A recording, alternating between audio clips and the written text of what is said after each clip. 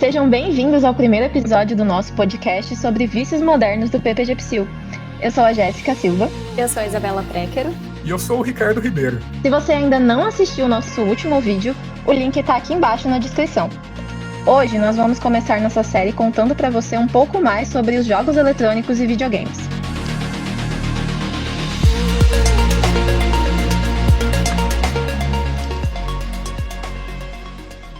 Hoje em dia, a gente mal pode imaginar outras maneiras de acessar os jogos eletrônicos e videogames sem o uso das tecnologias à nossa volta e da internet. Porém, os jogos eletrônicos existem em nossas vidas há mais ou menos 50 anos.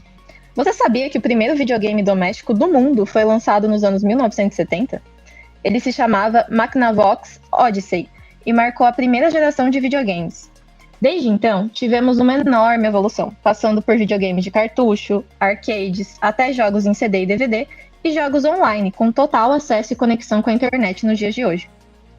Os jogos eletrônicos atualmente oferecem imagens mais realistas, menor tempo de carregamento e tecnologia muito mais avançada de armazenamento. A gente pode encontrar jogos eletrônicos nas mais diversas plataformas, desde consoles domésticos, passando por arcades, dispositivos móveis e portáteis. Mas o que mudou dos anos 1970 para cá não foi apenas a tecnologia na construção desses jogos. Os mecanismos para garantir a permanência das pessoas jogadoras nos jogos e a monetização foram extremamente modificadas ao passar dos anos. Com a expansão do mercado mundial e a possibilidade da utilização da internet, o mercado de jogos encontrou novas maneiras de se relacionar com o seu consumidor e de lucrar cada vez mais com esses jogos. A partir dos anos 2000, os jogos que foram criados começaram a utilizar mecanismos para que os jogadores pudessem comprar novos conteúdos. A chamada loot box, ou caixa de recompensa, garantiam recompensas dentro do jogo que poderiam ser adquiridas com moedas virtuais ou com dinheiro real. Dentro dessas caixas, poderiam ser encontrados itens raros dos jogos, muito aguardados ou apenas itens comuns. Por ser muito fácil de implementar as loot box dentro do jogo, o modelo começou a ser amplamente utilizado e render bastante dinheiro para as empresas. Com isso, esse recurso começou a ser cada vez mais usado e vinculado às mecânicas que influenciavam diretamente no gameplay, a maneira que você joga e na progressão dos jogos. Em muitos casos, os jogadores até começavam a investir dinheiro real nessas caixas de recompensa para poder avançar no jogo.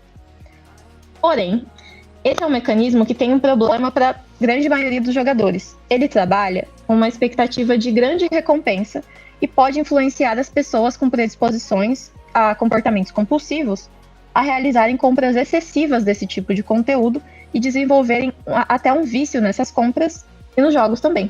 Os jogos do tipo gacha, que tem um modelo gratuito de jogo, também oferecem a possibilidade de microtransações com dinheiro real, em troca de recompensas aleatórias, que funcionam aí da mesma maneira da dinâmica de expectativa de recompensa, podendo gerar um quadro de vício nas pessoas que jogam.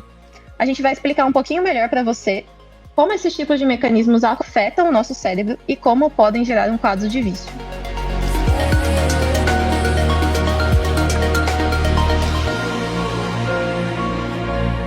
Como a Jéssica comentou, o modelo de negócio dos jogos foi mudando e os desenvolvedores tiveram de encontrar novos meios de monetizar seus produtos. Juntando aí a pirataria que estava crescendo na época e as novas formas de consumo, né, de jogo, como, por exemplo, através dos smartphones, já não dava mais para cobrar aquele valor fixo inicial que antes era atribuído a um CD ou cartucho. Surgiu, então, esse desafio, que é o de oferecer um jogo gratuito no qual a pessoa voluntariamente iria querer gastar dinheiro.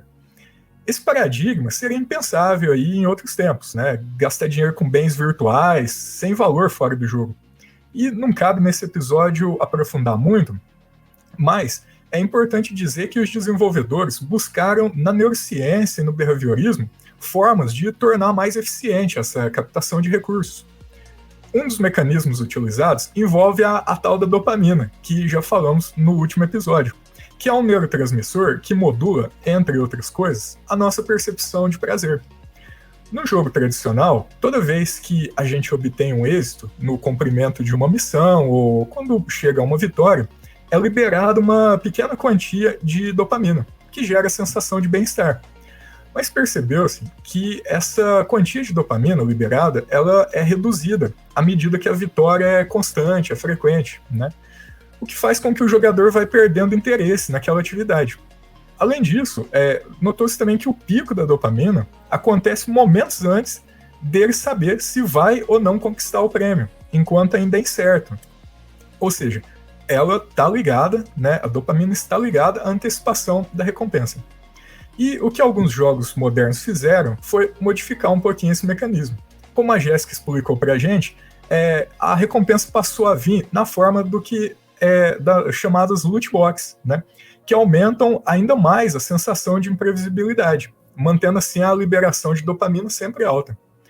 Além disso, as empresas passaram a utilizar técnicas de modelagem de comportamento que já são bem conhecidas na psicologia. Funciona mais ou menos assim. Quando instalamos o jogo pela primeira vez, cada pequena ação é recompensada com itens virtuais dentro do jogo, que podem ser roupas, armas, moedas de ouro, por exemplo. Mas à medida que jogamos mais, essa recompensa passa a ser dada em intervalos cada vez mais longos, no que a psicologia chama de esquema de reforço intermitente. Nas pesquisas, tanto com animais como em humanos, vemos que esse método aumenta a probabilidade de que a pessoa repita aquele comportamento com frequência, já que a liberação de dopamina se mantém ao longo do tempo. Somado a tudo isso, os próprios jogos, né, se tornaram pequenos laboratórios, já que os desenvolvedores passaram a criar aí múltiplas versões ligeiramente diferentes do mesmo jogo e a disponibilizarem, né, cada uma em uma plataforma distinta, para assim conseguir medir a variação do engajamento do usuário de acordo com cada pequena mudança, né, nas mecânicas do jogo, focando assim em criar um produto final onde a experiência é mais envolvente e viciante.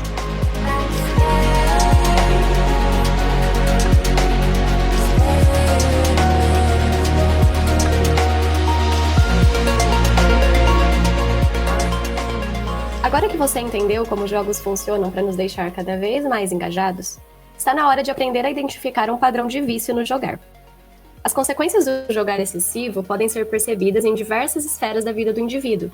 Então aqui estão alguns dos principais sinais aos quais você deve se atentar.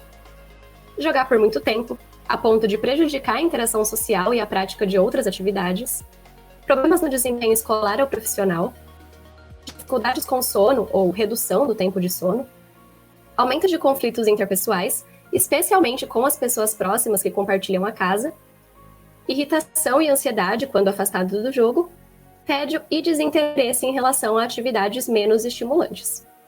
Esses sinais ou sintomas, em geral, não são relatados pelo jogador, então cabe aos indivíduos que convivem com ele observá-los. Isso nos leva ao próximo ponto. O que a gente pode fazer? A busca por profissionais de saúde mental pode ser determinante e é muito recomendada. O psicólogo pode ajudar a pessoa a identificar como o vício se desenvolveu, os gatilhos relacionados, aspectos da rotina que favorecem o jogar e a traçar planos de ação para mudar esse quadro.